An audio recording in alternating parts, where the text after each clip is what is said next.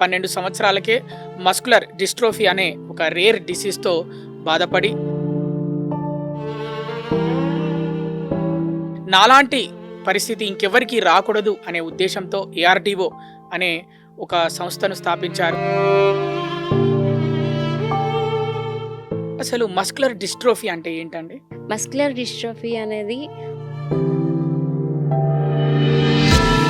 కానీ నాకు 18 ఇయర్స్ వచ్చినప్పుడు నేను నిమ్స్ ద్వారా మస్కులర్ డిస్ట్రోఫీ అనే ఒక డిసీజ్ వచ్చింది. దానికి మెడిసిన్ లేదు, పర్మనెంట్ క్యూర్ లేదు అనే విషయం తెలుసుకున్నాను. చిన్న పిల్లల దగ్గర నుంచి పెద్దవాళ్ళ వరకు అందరికీ వస్తుందా? Yes sir. దీనికి ఏజ్తో సంబంధం లేదు. ఈ అమ్మాయిని పెంచడం బూడిదలో పోసిన పన్నీరు ఎందుకు అనవసరంగా పెంచుతున్నారు అని కూడా అన్నారు. లక్షణాలు ఎలా ఉంటాయి? లక్షణాలు వాళ్ళు ఇందాక అనుకున్నట్టు కానీ విలేజెస్లో ఉన్న వాళ్ళకి పూర్తిగా అవగాహన లేదు. విలేజెస్ అనే కాదు, ఇలా మస్కులర్ డిస్ట్రోఫీతో ఉన్న పిల్లలు స్కూల్కి వెళ్ళడానికి కుదరదు. ఎందుకంటే వాళ్ళు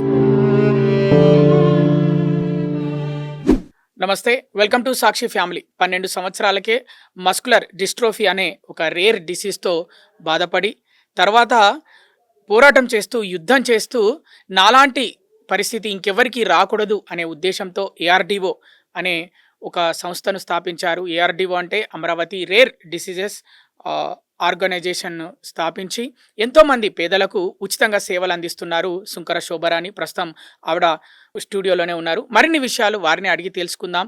అసలు ఈ మస్కులర్ డిస్ట్రోఫీ అంటే ఏంది, రేర్ డిసీజెస్ గురించి మరిన్ని విషయాలు వారిని అడిగి తెలుసుకుందాం. నమస్తే అండి. నమస్తే సార్.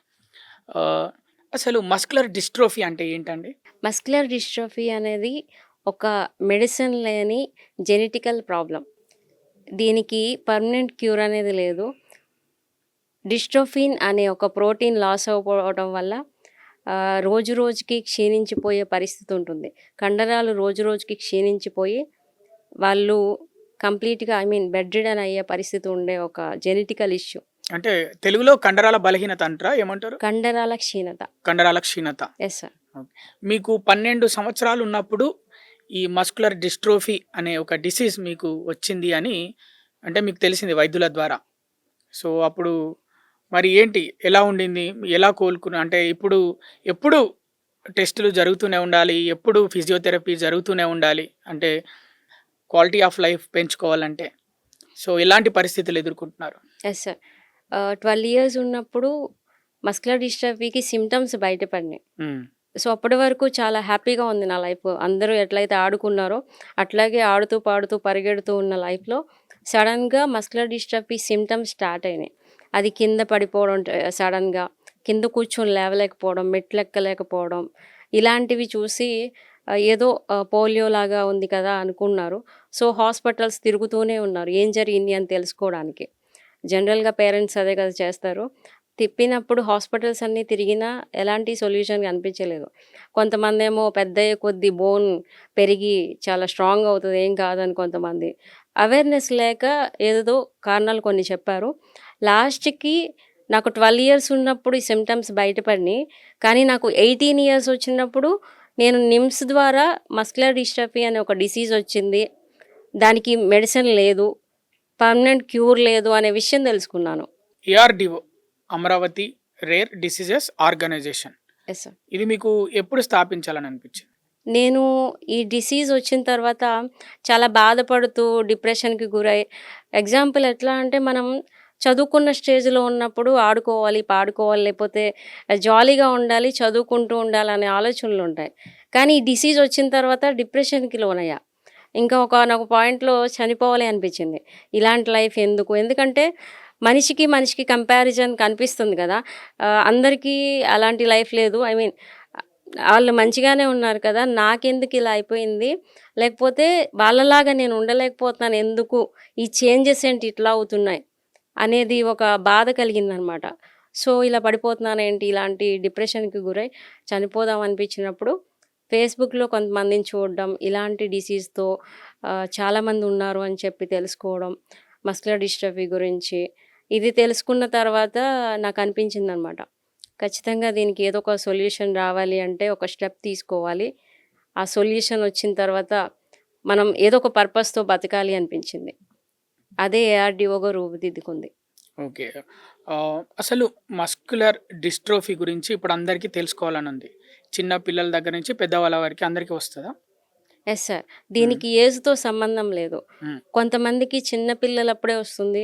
కొంతమందికి పెద్దయ్యాకొస్తుంది. హ్మ్. మేల్స్, ఫీమేల్స్ అనే తేడా ఏం లేదు. హ్మ్. మ్యారేజ్ అయిన తర్వాత కూడా వస్తుంది. ఓకే. దీని మీద అవేర్‌నెస్ పెంచుకుంటే అట్‌లీస్ట్ ఇది మస్కులర్ డిస్ట్రఫీ అని తెలుసుకుంటే క్వాలిటీ ఆఫ్ లైఫ్ పెంచొచ్చు. అండ్ నెక్స్ట్ స్టెప్ ఏంటి అనేది తెలుస్తుంది. లక్షణాలెలా ఉంటాయి? లక్షణాలు వాళ్ళు ఆహ్, ఇందాక అనుకున్నట్టు కింద కూర్చొని లేవలేకపోతారు. నడుస్తూ, నడుస్తూ పడిపోతారు. రోజు రోజుకి బలహీనమైపోయి ఇంకా అంటే వాళ్ళకి చేంజెస్ తెలుస్తాయి. ఎగ్జాంపుల్ ఇప్పుడు నార్మల్ పీపుల్ సడెన్‌గా చెయ్యి పైకి లేపమంటే ఈజీగా పైకి లేపేస్తారు. కానీ ఇప్పుడు నేను ఈజీగా పైకి లేపలేను. ఇక్కడి వరకే ఎళ్తది. ఎగ్జాంపుల్ చెప్తున్నాను. సో, ఇలాంటి చేంజెస్ ఉంటాయి. డిపెండెన్సీ పెరిగిపోతది. యాక్సెప్ట్ చేయలేరు. ఇప్పుడు వాటర్ తీసుకురావాలంటే ఎవరైనా ఒకరు తీసుకురావాలి. ఏ పనైనా ప్రతి పని డిపెండెన్సీయే. పేరెంట్స్ చూసుకోవాలి కంప్లీట్‌గా. పనులకెళ్ళడానికి కుదరదు. వాళ్ళ దగ్గరే కూర్చోవాల్సొస్తది. వాటర్ ఇవ్వాలి, అన్నం తినిపించాలి, ఇవన్నీ ఉంటాయి. మస్కులర్ డిస్ట్రఫీలో ఒక 9 టైప్స్ ఉంటాయి. హ్మ్. చెప్పండి. డుషెన్ మస్కులర్ డిస్ట్రఫీ అని, బీఎండీ అని, హ్మ్. ఎల్‌జీఎండీ అని, ఎఫ్ఎస్‌హెచ్‌డీ అని, స్పైనల్ మస్కులర్ ఆట్రోఫీ అని అంటే కొన్ని టైప్స్ ఉంటాయి. టైప్స్ ఎలా ఉన్నా కానీ డిస్ట్రోఫీ లక్షణాలైతే సింప్టమ్స్ అయితే ఇట్లాగే ఉంటాయి. వాళ్ళు నడవలేకుండా ఉంటారు. డిస్ట్రోఫిన్ అని ప్రోటీన్ లాస్ అయిపోయి, వాళ్ళ ఎనర్జీ కోల్పోయి, వీల్ చైర్‌కయిపోయి, తర్వాత బెడ్ రిడెన్‌కి చేరుకొని, ఇలాంటి పరిస్థితి నెలకొంటుంది. అంటే వీళ్ళు క్వాలిటీ ఆఫ్ లైఫ్ పెంచుకోవడానికి చేయాల్సిందేది చేయకపోగా, ఫస్ట్ వాళ్ళకి ఈ జెనెటికల్ ఇష్యూ ఉందనే విషయమే తెలుసుకోలేరు. సో, మీకొచ్చింది ఎలాంటి కైండ్ ఆఫ్ మస్క్యులర్ డిస్ట్రోఫీ? నాకు ఎల్‌జీఎండీ టైప్. హ్మ్. సో, అంటే టైప్ ఏదైనా నేను చెప్పినదే ఉంటుంది. కానీ విలేజెస్‌లో ఉన్న వాళ్ళకి పూర్తిగా అవగాహన లేదు. విలేజెస్ అనే కాదు. సిటీస్‌లో ఉన్న చదువుకున్న వాళ్ళైనా గానీ దీని మీద అవగాహన లేదు. వాళ్ళేమనుకుంటారంటే సహజంగా వీల్ చైర్‌లో ఉన్న పర్సన్‌ని జూషినా పక్షవాతం అనుకుంటారా? లేకపోతే పోలియో అనుకుంటారా? పోలియో అనుకుంటూ ఉంటారు హ్మ్. సహజంగా. హ్మ్. ఈజీగా ఐడెంటిఫై అట్లా అనేస్తారు జనరల్లీ. ఒక డాక్టర్ దగ్గరికెళ్ళాలి, న్యూరాలజిస్ట్ దగ్గరికి ఎళ్లి చూయించుకోవాలి. సజెషన్స్ తీసుకోవాలి, జెనెటిక్ టెస్ట్ చేయించుకోవాలి. అది ఎంత కాస్ట్ ఉంటుంది, ఎక్కడ చేయించుకోవాలి, ఎవరిని అప్రోచ్ అవ్వాలి, ఏం తెలీదు. కొంతమంది తల్లిదండ్రులైతే ఆ నడక టోస్ మీద నడుస్తారు బేసికల్లీ వీళ్ళు. మస్కులర్ డిస్ట్రఫీ వచ్చిన పీపుల్ ఎవరైనా ఎక్కువగా టోస్ మీద నడుస్తూ ఉంటారు. అది చూసి తల్లిదండ్రులు "ఎందుకు యాక్షన్ చేస్తున్నావు నువ్వు? సరిగ్గా నడు." ఇట్లాంటివి అంటుంటారనమాట. వాళ్ళు తెలుసుకోలేక. ఇలాంటివి చాలా ఫేస్ చేస్తారు కుటుంబం. అలాగే ఒక పర్సన్‌కి మస్క్యులర్ డిస్ట్రోఫీ అంటే కండరాల క్షీణత అనే వ్యాధి అంటే డిసీజ్ వచ్చిందని ఎలా నిర్ధారిస్తారు పర్టిక్యులర్‌గా? అంటే చేతులు, కాళ్ళు లేవకపోవడం వల్లనా? లేకపోతే ఏ విధంగా చూసి నిర్ధారిస్తారు? ఎగ్జాంపుల్ ఒక 5, 6 ఇయర్స్ బాబుని తీసుకుందాం. హ్మ్. 5, 6 ఇయర్స్ వరకు ఆ బాబు నడుస్తూనే, ఆడుకుంటూనే ఉంటాడు. ఆ 6 ఇయర్స్‌కి వచ్చిన తర్వాత ఈ జెనెటికల్ ఇష్యూ బయటపడింది అనుకుందాం. ఆ బాబు సడెన్‌గా చేతులు కింద పెట్టి లేవడానికి చాలా ప్రయత్నిస్తూ లేవడం, నడవలేకపోవడం, నడుస్తూ, నడుస్తూ సడెన్‌గా పడిపోవడం, మెట్లెక్కలేకపోవడం, ఇట్లాంటివన్నీ చేస్తూ ఉంటాడు. దానివల్ల వాళ్ళకర్థమవుతది. ఇదేంటో చూయిద్దామని చెప్పి న్యూరాలజిస్ట్‌ని కన్సల్ట్ అయితే ఆ డాక్టర్ చెప్తారు. జెనెటికల్ టెస్ట్ చేయాలి, సిపికే లెవెల్స్ చూడాలి. కొన్ని జెనెటికల్ కౌన్సెలింగ్ చేసి అసలు ఏంటి అనేది నిర్ధారించటానికి జెనెటికల్ టెస్ట్ చేస్తారు. అది ఇంచుమించు ఒక 35,000 ఉంటుంది. అందరూ గూడా ఎఫర్ట్ పెట్టలేరు. కరెక్ట్‌గా అందరూ న్యూరాలజిస్ట్‌లకి తెలిసిద్దని గూడా చెప్పలేం. ఇది వంశపార్యపర్యంగా వస్తదా? అంటే జెనెటికల్ అని అంటున్నారు గదా! అలా వస్తుంది. వంశపారంపర్యంగా కూడా కాకుండా కూడా వస్తుంది సార్. హ్మ్.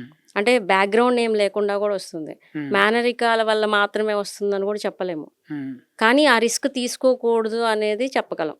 అంటే బాడీ ఎందుకు? టైప్ వల్ల గూడా వస్తదా? వాళ్ళ బాడీ సహకరించకనో, లేకపోతే డిసీజెస్‌కి తరచూ గురి కావడం వల్ల కూడా వచ్చే అవకాశం ఉందా? లేదు సార్. ఈ జెనెటికల్ ఇష్యూ ఎందుకొస్తుంది అనేది హ్మ్. ఏ సైంటిస్ట్ గూడా సరిగ్గా చెప్పలేదు. హ్మ్. కానీ వచ్చిన తర్వాత ఏం జరుగుతుంది అనే దాని మీద రీసెర్చ్ జరుగుతుంది. జెనెటిక్ టెస్ట్ 35,000 రూపీస్ హోల్ అవుతుందని. Exome sequencing. హ్మ్. మీరు ఏఆర్‌డీఓ స్థాపించారు. Amaravati rare diseases organisation. మరి మీ దగ్గర ఈ టెస్టులు చేయించుకుంటే ఎంత తీసుకుంటారు? మేము ఒకానొక టైంలో ఫ్రీగా చేయించాం సార్. హ్మ్. ఒక 105 మందికి ఫ్రీగా చేయించాము. హ్మ్. ఇప్పుడైతే అంటే ఫ్రీగా చేయించే ఛాన్సెస్ కొంతమంది ఇది ఎక్స్‌పెన్సివే. హ్మ్. జెనెటిక్ టెస్ట్ అంటేనే ఎక్స్‌పెన్సివ్. సో, వేరే వాళ్ళు ఒప్పుకోకపోవడం వల్ల, మనకి సపోర్ట్ రాకపోవడం వల్ల తక్కువకి చేయిస్తున్నాం మేము.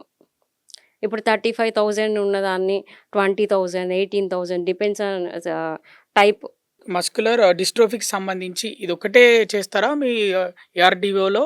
లేకపోతే ఇంకేమైనా సేవలున్నాయా? అమరావతి రేర్ డిసీజెస్ ఆర్గనైజేషన్ స్థాపించడానికి ముఖ్య కారణం ఏంటంటే, హ్మ్. కంప్లీట్‌గా దీని మీద అవేర్‌నెస్ ఇవ్వాలి. హ్మ్.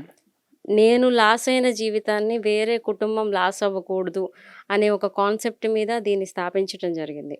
ఫస్ట్ వాళ్ళకి ఇది ఒక జెనెటికల్ ప్రాబ్లమ్ అని తెలియచేస్తాం. ఆ సిమ్టమ్స్ ద్వారా. ఆ తర్వాత జెనెటిక్ టెస్టులు చేపిస్తాం ఫ్రీగా.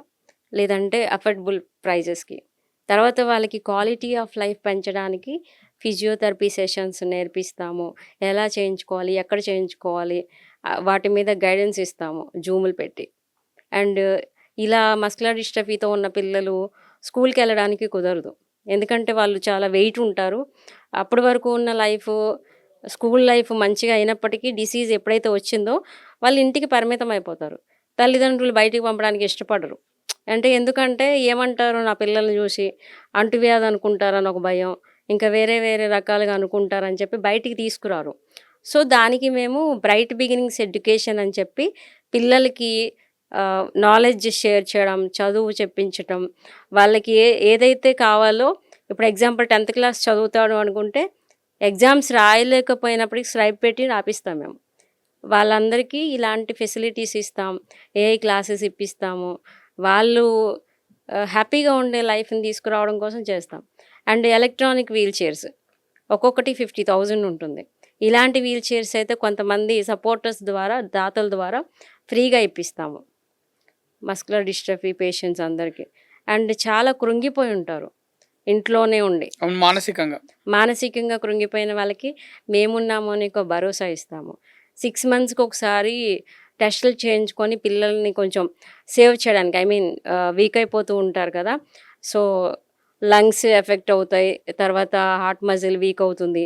ఎక్కడ వీళ్ళు ప్రాబ్లమ్ ఫేస్ చేస్తున్నారో తెలుసుకోవడానికి 6 మంత్స్‌కి ఒకసారి ఫాలోఅప్ టెస్టులు అని చెప్పి చేయించాలనేది వాళ్ళకి గైడెన్స్ ఇస్తాం. వీలైతే మా ద్వారానే చేయిస్తాం. అవేర్‌నెస్ క్యాంప్స్ పెడతాము.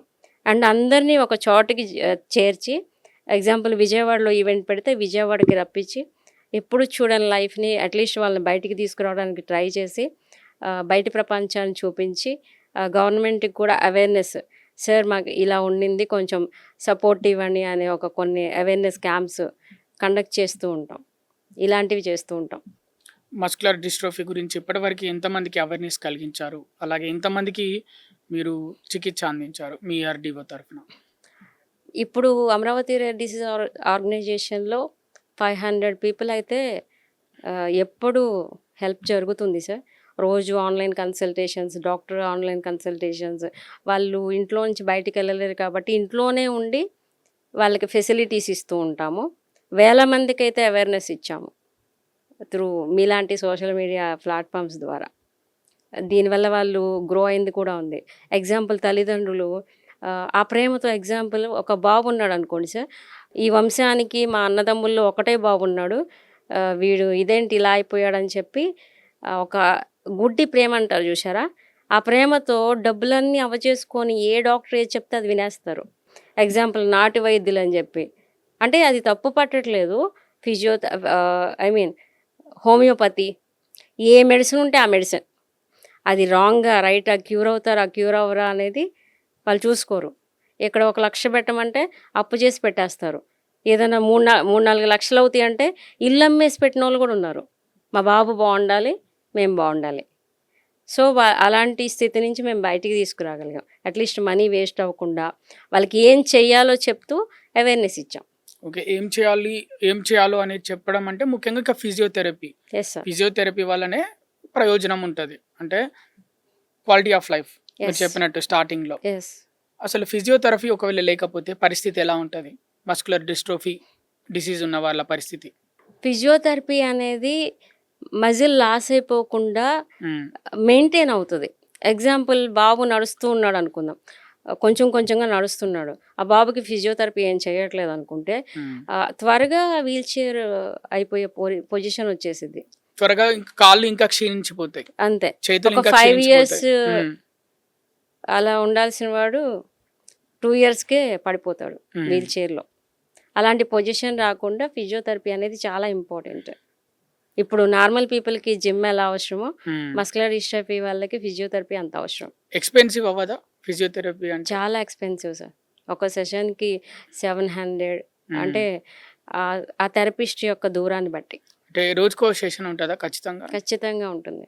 ఉమ్. అది ఎఫర్ట్ పెట్టగలిగిన వాళ్ళే చేయగలరు. అంటే నెలకి కనీసం ఒక 20,000 పైన ఖర్చు అవుతుంది. అవుతుంది. ఉమ్. ఖచ్చితంగా అవుతుంది. మరి పేదవాళ్ళ పరిస్థితి ఏంటి? మస్కులర్ డిస్ట్రోఫీ అంటే కండరాల క్షీణత అనే డిసీజ్ సోకిన వాళ్ళ పరిస్థితి ఏంటి? వాళ్ళు పేదవాళ్ళది. వాళ్ళు ఎఫర్ట్ చేయలేరు కాబట్టి ఉమ్, ఆ సెషన్ తీసుకోలేరు కాబట్టి మేము జూముల ద్వారా ఫిజియోథెరపీ సెషన్స్ పెట్టించి ఉమ్, మళ్ళీ మేము ఆఫ్లైన్లో ఈవెంట్స్ పెట్టినప్పుడు ఫిజియోథెరపిస్టులు చాలా సపోర్ట్ చేస్తారు డాక్టర్స్ మాకు. ఆ డాక్టర్స్ చెప్తారు ఇంటి దగ్గర ఎలాంటివి చేసి మీరే చేసుకోవచ్చు, చిన్న చిన్నవి ఇట్లా చేసుకోండి హ్యాపీగా ఉండొచ్చు అని చెప్పి మేము అలా నేర్పిస్తాం. ఇన్ కేస్ వాళ్ళు అఫోర్డ్ చేయగలిగితే 700ది ఒక 500 400కి ఉమ్. మేము థెరపిస్టులని రిక్వెస్ట్ చేసుకొని ప్లీజ్ సార్ అని ఎప్పుడు లైఫ్ లాంగ్ ఉండాలి కదా ఇది సో అని చెప్పి మేము రిక్వెస్ట్ చేస్తాం. వాళ్ళ లైఫ్ స్పాన్ పెంచడానికి ట్రై చేస్తాం. కండరాల క్షీణత ఈ వ్యాధి ఏదైతే ఉందో ఇది వచ్చాక, మస్కులర్ డిస్ట్రోఫీ వచ్చాక శ్వాస ప్రాబ్లము లేకపోతే గుండెకి సంబంధించిన వ్యాధులు పెరిగే అవకాశం ఉందా? ఖచ్చితంగా సార్. ఇందులో డిఎండి అనేది చాలా సీరియస్ కేసు. అది చిన్నపిల్లల్లో ఉంటుంది. 25 ఇయర్స్ లోపు కొంచెం సీరియస్ కండిషన్‌కి వెళ్తారు. మీరేవైతే చెప్పారో ఇప్పుడు శ్వాస సంబంధిత సమస్యలు, హార్ట్ మజిల్ వీక్ అయిపోవడం, లంగ్స్ ఎఫెక్ట్ అవ్వడం. ఉమ్, బేసికల్లీ నార్మల్ పీపుల్ అయితే బయటికెళ్ళి ఎండలో కూర్చోగలుగుతారు. వీళ్ళని మోసి తీసుకెళ్ళి కూర్చోబెట్టే అంత ఎఫెక్ట్ చేయలేరు. ఉమ్, వీళ్ళు ఎంతవరకు పనులకెళ్ళే పరిస్థితే ఉంటది. పేదవాళ్ళైనా ఎవరైనా. ఉమ్. పనులకి వెళ్ళాలా, పిల్లల్ని చూసుకోవాలా అంటే అది 2 అవ్వదు. సో, అందుకని వాళ్ళు అతి త్వరగా లాస్ అయ్యే పరిస్థితి కూడా ఉండొచ్చు. మీరు ఇలా ఎన్ని సంవత్సరాల నుంచి ఉంటున్నారు ఇలాగే వీల్ చైర్లో? నేనొచ్చేసి ఒక 3, 4 ఇయర్స్. 3-4 ఇయర్స్. Yes sir. అంతకుముందు అంటే మీకు 12 ఇయర్స్కే మస్కులర్ డిస్ట్రోఫీ వచ్చింది కదా, కండరాల క్షీణత. మరి అప్పుడు అంటే ఇప్పుడు మీకు ఎన్ని ఇయర్స్? 34. 34. అంటే మీరు ఒక 3 ఇయర్స్ నుంచి ఇలా ఉంటున్నారు. 12 ఇయర్స్ నుంచి 31 ఇయర్స్ వరకు మీరు మరి ఏం చేశారు? ఎలా ఉండేవారు? ఎలా? నేను అప్పటి వరకు టోస్ మీద నడిచేదాన్ని. అట్‌లీస్ట్ నా పనులు నేను కొంచెంగా చేసుకోవడానికి ట్రై చేసేదాన్ని. ఉమ్, సో, ఈ మస్కులర్ డిస్ట్రోఫీ ఉన్న వాళ్ళకి ఏదైనా కాంప్లికేషన్ వచ్చిందనుకోండి, ఎగ్జాంపుల్ ఏదన్నా సర్జరీస్, గాల్ బ్లాడర్ సర్జరీ కానీ వాటెవర్ ఏదైనా. అప్పుడు అనస్థీషియా ఇచ్చినప్పుడు పవర్‌ఫుల్‌గా ఉంటాయి. ఉమ్, అది త్వరగా చేయకూడదు. సో, అది చేసినప్పుడు కొంచెం ఎఫెక్ట్ అయిపోయి ఏదైనా జరగొచ్చు. అంటే అతి త్వరగా వీల్ చైర్ అయిపోయే ఛాన్స్ ఉంటుంది. అంటే ఇది తెలిసి జరుగుతది. నువ్వు నడుస్తూనే కొంతకాలానికి ఇట్లా వీల్ చైర్ అయిపోతావు. వీల్ చైర్ నుంచి ఆహ్, మంచానికే పరిమితం అయిపోతావు అన్నట్టు ఇది తెలిసి జరుగుతుంది. డాక్టర్స్ ముందే ఏమైనా హెచ్చరిస్తారా, చెప్తారా దీని గురించి? ఖచ్చితంగా చెప్తారు సార్. ఇప్పుడు డాక్టర్స్ పాయింట్ ఆఫ్ వ్యూలో కొంతమంది చెప్పేది అంటే కఠినంగా అనిపించొచ్చు. ఉమ్, నిజమే అది. కానీ కఠినంగా అనిపించినప్పుడు అది పేరెంట్స్ తీసుకోవడానికి యాక్సెప్ట్ చేయలేరు. ఇప్పుడు మీ బాబుకి రిస్క్ ఉంది అని డైరెక్ట్‌గా చెప్తారు కొంతమంది. కొంతమంది స్మూత్‌గా చెప్తారు. అది తీసుకోవడానికి కొంచెం కష్టంగా అనిపిస్తది. సో, డాక్టర్స్ కూడా కొంచెం స్మైల్‌తో కొంచెం చెప్పగలిగితే వాళ్ళు కొంచెం ఇంకా ఎక్కువ బెటర్‌గా రోజులు ఉంటుంది. సర్వైవ్ అయ్యే అవకాశం యెస్ ఉంటుంది. సార్. మీరు మ్యారీడా అండి? లేదు సార్. అన్‌మ్యారీడ్. పెళ్లి చేసుకునే ఉద్దేశం లేదా? అంటే మామూలుగా అంటే ఇలా అడుగుతున్నానని ఏమనుకోవద్దు. అంటే ఈ మధ్య మనం చాలా చూస్తున్నాం బయట. అంటే రేర్ డిసీజ్ వచ్చిన వాళ్ళు కూడా పెళ్ళిళ్ళు అవుతున్నాయి కొంతమందికి. Yes sir. మరి మీ ఆలోచన ఏంటి? అంటే అందరూ ఇప్పుడు ఈ ప్రపంచంలో జనరల్‌గా చిన్నపిల్లలప్పుడు ఉయ్యాల్లో ఏస్తారు. ఆ తర్వాత చదువుకి పంపిస్తారు. తర్వాత కెరీర్‌లో డెవలప్ అవుతారు. తర్వాత మ్యారేజ్ లైఫ్. తర్వాత వాళ్ళకి పిల్లలు అది అనేది కామన్. ఒక రీసైకిల్ ఇదంతా. రీసైకిల్. ఉమ్, సో, అందరికీ ఉంటుంది అట్లా అని. ఉమ్, నాకిలా ఉండాలి నా లైఫ్ అని ఇలా కలలు కంటారు. కానీ ఒకానొక పాయింట్‌లో ఆహ్, ఇది కరెక్ట్ కాదు అనిపించినప్పుడు ఆ రిస్క్ తీసుకోకుండా ఇతరులను ఇబ్బంది పెట్టకూడదు అనేది నా ఉద్దేశం. అంటే మిమ్మల్ని చేసుకుంటా అని ఎవరైనా వచ్చారా? Yes sir. మరి మీరెందుకు చేసుకోలేదు? అంటే అది వాళ్ళని ఇబ్బంది పెట్టకూడదు అని. అంటే ఇప్పుడు మీ ఫ్యూచర్ నాది ఇలా ఉండబోతుందని మీకు ముందే తెలుసు. తెలుసు కాబట్టి అవతల వాళ్ళని మనం ఇబ్బంది పెట్టకూడదు. అంటే రేపు పెళ్ళై పిల్లలైన తర్వాత ఏమైనా గొడవలు వస్తాయనా? లేకపోతే ఆ పిల్లలకి కూడా ఇలాంటి ప్రాబ్లమ్సే వస్తాయని వద్దన్నారా? అలా లేకపోతే ఏం చెప్పలేము. హ్మ్. సో, నాకు దానికంటే పెద్ద లైఫ్ కనిపించింది చెప్పాలి అంటే. అంటే ఎలాంటి లైఫ్? అంటే సేవ విషయంలో? Yes sir. ఇప్పుడు చాలా మంది కోసం నేను సపోర్ట్ చేస్తూ వాళ్ళ లైఫ్‌లో హ్యాపీనెస్ చూస్తూ, ఆ చిన్న పిల్లల చిరునవ్వులు చూస్తూ చాలా హ్యాపీగా ఉన్నాను. సో, ఆ పాయింట్ ఆఫ్ వ్యూలో ఎవరిష్టం వాళ్ళది యాక్చువల్లీ. నేను దానిలోకి వెళ్ళదలుచుకోలేదు.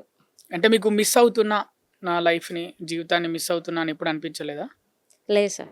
ఎప్పుడు? ఎందుకు అంత స్ట్రాంగ్‌గా ఎలా ఉన్నారు? అంటే చిన్నప్పుడు 12 ఇయర్స్‌కే మీకు ఈ కండరాల క్షీణత అనే వ్యాధి రావడం వల్ల అప్పటినుంచే ఈ డిసీజ్ రావడం వల్ల మీరు అంటే స్ట్రాంగ్ అయిపోయారా? నేను ఎలాగో ఇలానే ఒంటరిగా ఉండిపోతా అని?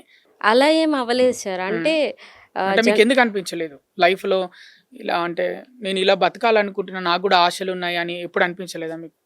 అనిపించినప్పటికీ దాన్ని నేను దానికంటే ఎక్కువ లైఫ్ చూసాను. హ్మ్. ఇప్పుడు నేను చెప్తున్నాను ఎగ్జాంపుల్, నార్మల్ పీపుల్ గూడా మ్యారేజెస్ చేసుకొని చాలా స్ట్రగుల్స్ ఉన్నాయని చెప్పి చిన్న చిన్న విషయాలకి గొడవలు పడుతూ ఉంటారు. ఏదన్నా ఒక హెల్త్ ఇష్యూ ఉన్నప్పుడు వాళ్ళని యాక్సెప్ట్ చేసి లైఫ్ లాంగ్ వాళ్ళతో ఉంటారు అనుకున్నది అది నమ్మే విషయం కాదు. అది నేను తీసుకోదలుచుకోలేదు. అవతల వాళ్ళని ఇబ్బంది పెట్టినట్టు అవుతది. హ్మ్. వాళ్ళకి తగ్గట్టు మనం ఉండలేము. సో, అది కరెక్ట్ కాదేమో అనిపించింది. ఆబ్వియస్‌లీ పిల్లలు లేకుండా చాలామంది చేసుకుంటున్నారు. రేర్ కేసెస్‌లో. దానికి అబ్జెక్షన్ ఏం పెట్టట్లే. హ్మ్. ఇప్పుడు ఎగ్జాంపుల్ ఒక 35 ఇయర్స్ లేకపోతే 30 ఇయర్స్, 28 ఇయర్స్ ఉన్న వాళ్ళు ఆళ్ళ తల్లిదండ్రులు పెద్దవాళ్ళైపోయి వాళ్ళకేదో హెల్త్ ఇష్యూస్ ఉండి, మేడం మేము పెళ్లి చేసుకోవచ్చా అంటే, ఎవరైనా మిమ్మల్ని ఇష్టపడొస్తే గో అహెడ్ వెళ్ళొచ్చు అని చెప్తాను. హ్మ్. సో, ఇష్యూ లేదు. పిల్లలు లేకుండా లేదంటే కన్సీవ్ అయిన దగ్గర నుంచి లేకపోతే ముందే టెస్టులు గూడా ఉంటాయి.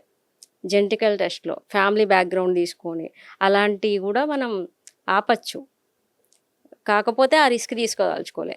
మీ ఇంట్లో వాళ్ళ సపోర్ట్ ఎలా ఉండింది? 12 ఇయర్స్ నుంచి మీకు ఈ డిసీజ్ వచ్చింది అని తెలిసినప్పటి నుంచి. ఇప్పుడు ఎలా ఉంది సపోర్ట్ వాళ్ళది? నాకు ఈ డిసీజ్ వచ్చింది అని తెలిసినప్పుడు చాలా బాధలో ఉండేది మా కుటుంబం అంతా. ఇప్పుడు సహజంగా రేపటి రోజున మా అమ్మాయి ఇట్లా హ్యాపీగా ఉంటది అనుకుంటేనే ఏ తల్లిదండ్రులైనా, ఏ కుటుంబం అయినా చాలా హ్యాపీగా ఉంటది. కానీ రేపటి రోజున ఇట్లా ఉంటది, ఇలా అయిపోతదన్నప్పుడు ఆ చుట్టుపక్కల వాళ్ళు చూసే చూపులు గానీ, అనే మాటలు గానీ, పేరెంట్స్‌ని ఈ అమ్మాయిని చిన్నప్పుడైతే నన్ను ఈ అమ్మాయిని పెంచడం బూడిదలో పోసిన పన్నీరు ఎందుకు అనవసరంగా పెంచుతున్నారని గూడా అన్నారు. సో, అలాంటి బాధలు పడాల్సొస్తది. ఎన్నో మాటలు పడాల్సొస్తది. అలాంటివి చాలా ఇష్యూస్ ఉంటాయి. వీళ్ళు తీసుకోలేరు. బాధపడుతూ, కృంగిపోతూ.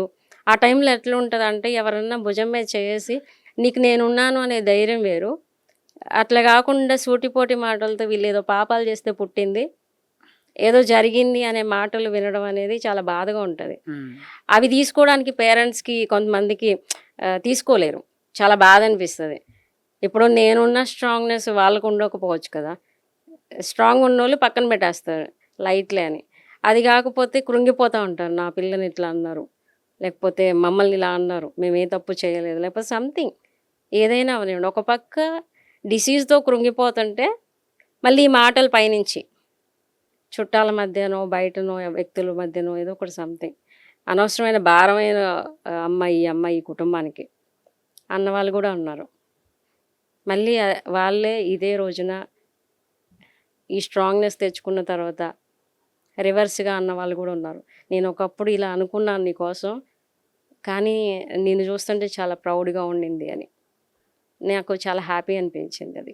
మీ ఫ్రెండ్స్ టచ్‌లో ఉంటారా మీతోటి? మీ స్కూల్ ఫ్రెండ్స్ అయినా, కాలేజ్ ఫ్రెండ్స్ అయినా యెస్ సార్. ఉంటారు. మాట్లాడతారా? మాట్లాడతారు. మీరు కాలేజ్‌లో ఉన్నప్పుడు అంటే అప్పటికే ఈ డిసీజ్ వచ్చింది మీకు. అప్పుడు ఎలా ఉండింది మీ పరిస్థితి? ఎలా నడిచేవారు? ఎలా ఉండేవారు? బేసికల్లీ నా ఎడ్యుకేషన్ అయితే నేను ఫస్ట్ క్లాస్ స్టూడెంట్ సార్. హ్మ్. 10థ్ క్లాస్ వరకు ఫస్ట్ వచ్చేదాన్ని. ఇంటర్‌కొచ్చేసరికే ఇది స్టార్ట్ అయింది కదా! సో, ఎడ్యుకేషన్ ఇంకా అక్కడితో ఇంటికే పరిమితం అయిపోయింది. ఓపెన్‌గా చదవడం, ఓపెన్ డిగ్రీలు కట్టడం, ఇట్లాంటివి ఉండేసరికి నాకు ఎవరితో మాట్లాడాలనిపించకపోవడం, ఎవరికి కాంటాక్ట్ ఉండాలి అనిపించకపోవడం లాంటివి ఎక్కువ జరిగినాయి. ఇంకా నేను కాలేజ్ లైఫ్ నాకు లేదు సార్. కాలేజీలో నేను వెళ్ళలేదు. ఇగ ఆ తర్వాత లేదు. కానీ మనుషుల్ని బాగా చదివాను. మనుషుల ప్రాబ్లమ్స్‌ని చదివాను. ఏఐ కోర్సులు నేర్చుకున్నాను. ఇదంతా ఏఆర్‌డీఓ కోసమే. ఇలాంటివైతే నేర్చుకున్నాను. అండ్ మోటివేషనల్ స్పీచెస్‌కెళ్తూ ఉంటాను. గవర్నమెంట్ స్కూల్స్‌లో ఫ్రీగా. ఇట్లాంటివన్నీ చేస్తూ ఉంటాను. తెలంగాణ, ఆంధ్రప్రదేశ్ వ్యాప్తంగా మస్కులర్ డిస్ట్రోఫీ కేసులు ఎన్ని ఉన్నాయి మీకు తెలిసినంత వరకు? ఒక 25,000, 20,000 వరకు ఉంటాయి సార్ ఈ కేసులు. 2 బయటికి రాష్ట్రాలు రావట్లేదు. కలిపి. Yes sir. బయటికి రావట్లేదు. అంటే సంవత్సరానికి పెరుగుకుంటూ పోతున్నాయా? పెరుగుతున్నాయి. చాప కింద నీరులా విస్తరిస్తా ఉంది. కానీ వీళ్ళు బయటికి అంటే ఇది ఒక రావడానికి వైరస్ లాంటిదా లేకపోతే ఎలాంటిది?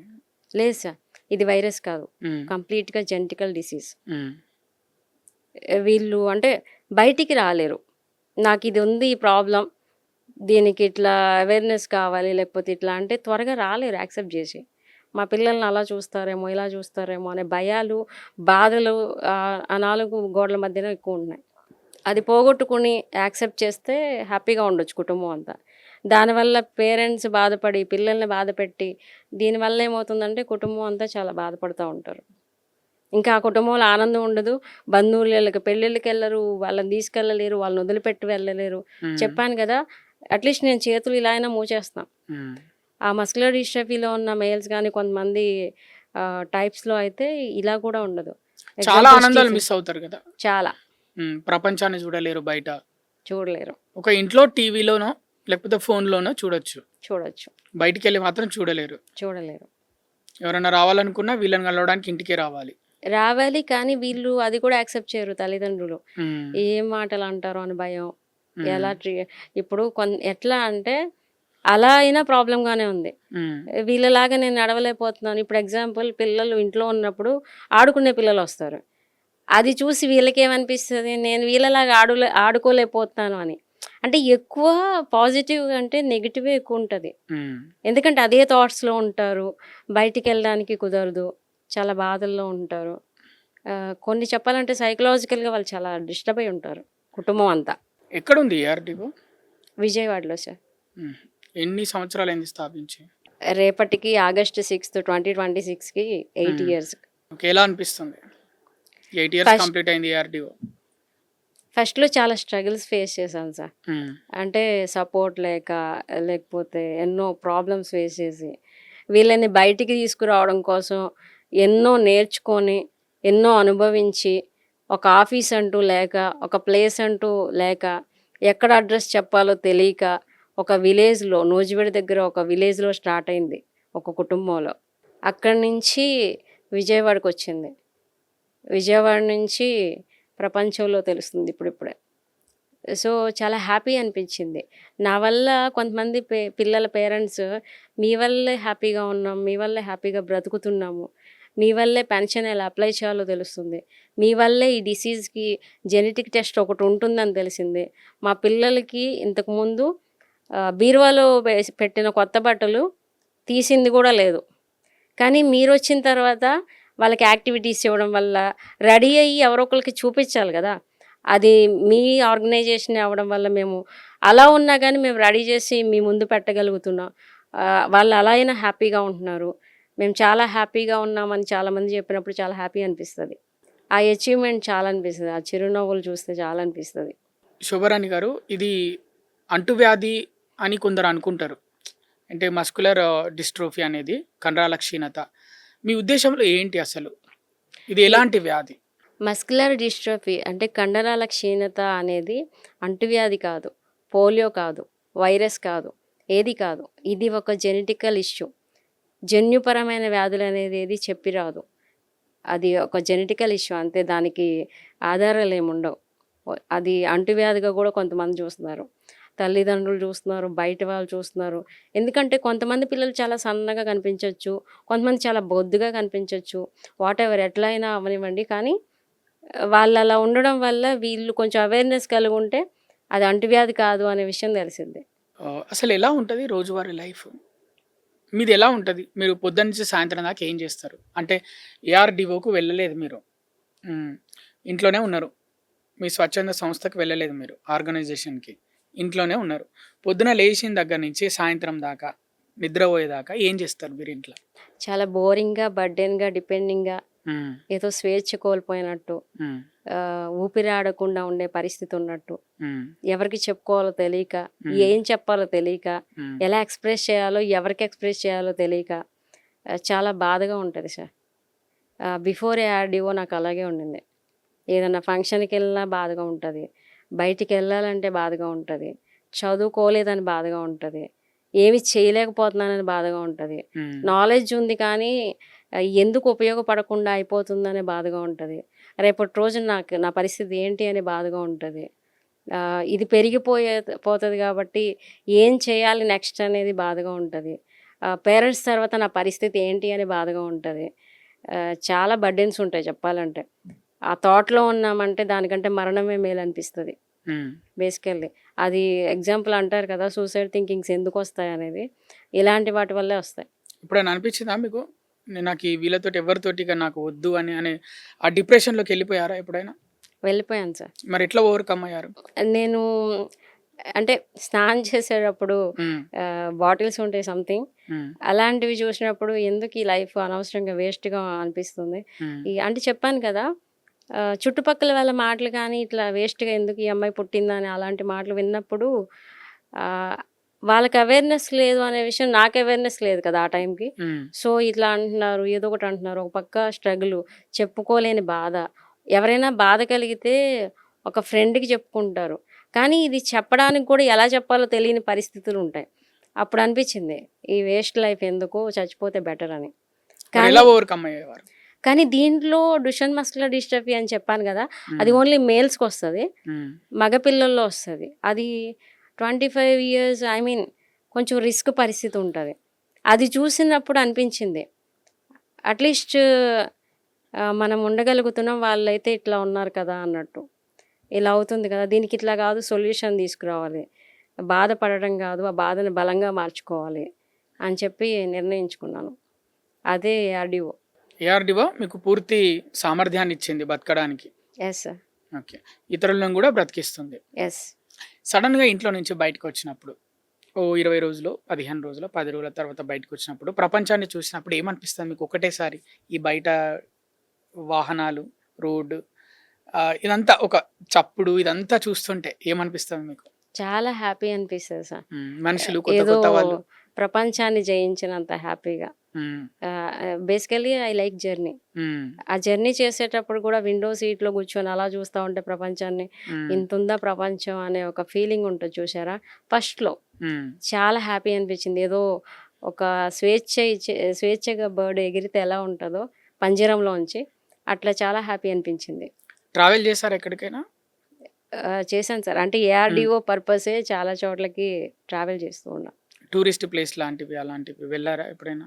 చూడాలనిపిచ్చి నాకక్కడికి వెళ్ళాలనిపిచ్చింది ఒక్కసారి తీసుకెళ్ళండి అని ఇంట్లో వాళ్ళకి అడిగైనా లేకపోతే వెళ్లారా ఎప్పుడైనా అట్లా జరిగిందా? అట్లా ఏం వెళ్ళలేదు. కాకపోతే జర్నీ ఇష్టం కాబట్టి నాకెట్లా అంటే ఈ రోడ్‌లో స్టార్ట్ అయ్యి అక్కడికి వెళ్ళిపోయి చాలా దూరం ఒక 1 అవర్ జర్నీ. హ్మ్. మళ్ళీ రిటర్న్ వచ్చే జర్నీస్ చేశాను. ఓకే. ఏమీ లేకపోయినా. అలా అయితే చేశాను. దీనికి ఎగ్జాంపుల్‌గా నేను చెప్పాను గదా! మస్కులర్ డిస్ట్రోఫీ పిల్లల్ని ఫస్ట్ టైము అవేర్‌నెస్ క్యాంప్స్ పెట్టినప్పుడు ఓవరాల్ ఏపీలో ఉన్న వాళ్ళందరూ కూడా దూరం దూరంగా ఉంటారు కదా! హ్మ్. కడపలో, కర్నూలులో, చిత్తూరు ఇట్లా డిస్ట్రిక్ట్స్ వైస్‌గా. అక్కడ అందరూ వస్తారు. అయితే ఈవెంట్ ఎప్పుడు అని అడుగుతారు. వాళ్ళు యాక్చువల్లీ కూర్చోలేరు ఎక్కువ. పడుకోనైనా రావడానికి ఇష్టపడతారు. కానీ ఒక తల్లిదండ్రులు నాకొకటి చెప్పారు. అమ్మ మేము నిద్రొచ్చి పడుకుండి పోయాము. కానీ మా వాడు కన్ను గూడా ఆర్పకుండా అట్లాగే చూస్తా ఉన్నాడు. మార్నింగ్‌కి వాడి హెల్త్ పాడైపోతదేమో మీ దగ్గరకొచ్చేటప్పటికి, మేము ఏ సెలైన్ ఎక్కించాల్సిన పరిస్థితి వస్తదేమో అనుకున్నాం గానీ, వాడు కొంచెం గూడా స్ట్రెయిన్ అవ్వలేదు, టయర్డ్ అవ్వలేదు. వాడు మళ్ళీ అదే ఎనర్జీతో ఉన్నాడు అని చెప్పినప్పుడు పాజిటివ్‌నెస్ అనేది అంత పవర్‌ఫుల్ ఉంటుందని నాకు అర్థమైంది. శోభారాణి గారు, ఫైనల్‌గా మీరు ప్రేక్షకులకు ఏమన్నా చెప్పాలనుకుంటే చెప్పొచ్చు. మస్కులర్ డిస్ట్రోఫీ అయినా, ఎలాంటి రేర్ కేసెస్ అయినా ఫస్ట్ ఆఫ్ ఆల్ యాక్సెప్ట్ చేయాలి. యాక్సెప్ట్ చేసి నా లైఫ్ ఇలా ఉంది. ఇలా ఉండి నేనేం చేయగలను అనేది తెలుసుకోవాలి. ఎందుకంటే నేను వీల్ చైర్‌లోనే ఉన్నా. నా పరిస్థితి అంతా అయిపోయింది అనుకోనుంటే, ఈరోజు 8 సంవత్సరాల సక్సెస్ ఉండేది కాదు. చాలామంది వేల కుటుంబాలు హ్యాపీగా ఉండేవి కాదు. అవేర్‌నెస్ తెచ్చుకొని మేము సంతోషంగా ఉన్నామంటే కారణం మీరే అనేవి చెప్పేవి కాదు. సో, సింపతి కాకుండా ఎంపతీతో ఉండి అందరిని కలుపుకుపోయి అంటే మీరు నాలో ఒక మనుషులే, మాలాగా ఒక మనుషులే అని చెప్పి ఆ ప్రేమను చూపిచ్చండి. వీలైతే ప్రేమించండి. లేకపోతే దూరంగా ఉండండి. కానీ డిప్రెషన్‌కి గురయ్యే మాటలైతే అనొద్దనేది నా రిక్వెస్ట్. అండ్ తల్లిదండ్రులైతే యాక్సెప్ట్ చేసి ఎవరేమన్నా పట్టించుకోకుండా ధైర్యంగా ఉండి పిల్లల్ని హ్యాపీగా చూసుకుంటూ మీ పిల్లల కోసం ఏం చేయాలి, ఏం చేయకూడదు అని తెలుసుకొని అవేర్‌నెస్ కలిగుండండి. ఎందుకంటే ఒక ప్రాబ్లమ్ వచ్చినప్పుడు చాలామంది ఇక్కడ అదుంది, అక్కడ అదుంది, ఆ రాష్ట్రంలో అక్కడ అది దొరుకుతుంది, ఇక్కడ ఏదో మూలిక దొరుకుతుంది ఇలా చెప్తూ ఉంటారు. కానీ అది పిచ్చితనంతో నమ్మటం కాకుండా ఏది రియల్, ఏది అబద్ధం అనేది తెలుసుకొని దాని ప్రకారం వెళ్ళండి. అంతేగాని మనీ వేస్ట్ చేసుకొని చేయొద్దు. Amaravati rare diseases organisation prevention కోసం, మేనేజ్మెంట్ కోసం కేర్, క్యూర్, లవ్ ఇలాంటి వాటి కోసం సపోర్ట్ చేస్తూ ఉంటుంది. ఇలాంటి రేర్ కేసెస్ ఉన్నా, ఏం చేయాలో తెలియకపోయినా మా ఆర్గనైజేషన్‌ని మీరు రీచ్ అవ్వచ్చు. చూసారుగా వ్యూవర్స్, 12 సంవత్సరాలకే ఒక రేర్ డిసీజ్ వచ్చింది, మస్కులర్ డిస్ట్రోఫీ. అయినప్పటికీ కూడా భయపడకుండా ధైర్యంగా ఎదుర్కొంటూ ఇప్పుడు ఒక స్వచ్ఛంద సంస్థను, ఏఆర్డీఓను, అమరావతి రేర్ డిసీజెస్ ఆర్గనైజేషన్ను స్థాపించి దాదాపు 1000 కుటుంబాలకు పైగా కుటుంబాలలో ఆనందాన్ని నింపుతుంది ఆ సంస్థ. ఆ సంస్థ వ్యవస్థాపకురాలు సుంకర శోభారాణి గారు. సో అలాంటి ధైర్యమే అందరిలోనూ ఉండాలని కోరుకుంటూ, సో అందరం ఆవిడ్ని ఆదర్శంగా తీసుకుందాం. మరి ఇది ఇవాటి స్పెషల్ ఇంటర్వ్యూ సుంకర శోభారాణి గారితోటి. మళ్ళీ మరొక స్పెషల్ ఇంటర్వ్యూలో కలుద్దాం. Until then keep watching Sakshi family. This is Krishnabala signing off. ఇంత మంచి కార్యక్రమాన్ని కండక్ట్ చేసిన సాక్షి ఫ్యామిలీకి చాలా ధన్యవాదాలు తెలియజేసుకుంటున్నాను. ఎందుకంటే అవేర్‌నెస్ కోసం ఇలాంటి ప్లాట్‌ఫామ్స్ ముందుకొస్తేనే చాలామంది పిల్లలు బ్రతుకుతారు, క్వాలిటీ ఆఫ్ లైఫ్ పెరుగుతుంది, హ్యాపీగా ఉంటారు. ప్రత్యేకంగా సాక్షి ఫ్యామిలీకి ధన్యవాదాలు.